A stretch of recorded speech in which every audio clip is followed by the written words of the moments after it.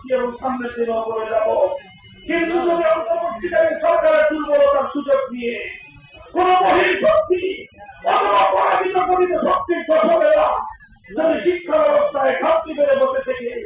আমাদের শক্তি বেড়ে বসে থেকে শক্তি বেড়ে বসে থেকে এলাকার শান্তিকামী বিপ্লবী মুসলিম জনতার বিরুদ্ধে ইসলামী জনতার বিরুদ্ধে ষড়যন্ত্রের বাধা ভাবতে শুরু করে তাহলে আমরা সেটা প্রতিহত করবো ইনশাআল্লাহ। আমরা আমরা আন্তর্জাতিক অপরাধ ট্রাইব্যুনালের যে আইন সংস্কারের নামে কিছু নতুন ধারা সংযুক্ত করার প্রস্তাবনা করা হয়েছে। অত্যন্ত ঘৃণিত নির্লজ্জ একটি আইন হল তার মধ্যে মেডিকেল রেপ নামে,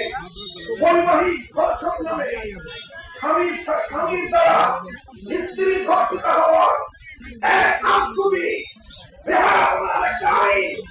স্পষ্ট আল্লাহ প্রদত্ত স্বামীর অধিকারকে ডুবাইয়ে জড়িত করার আইন বাংলাদেশে অন্তর্ভুক্ত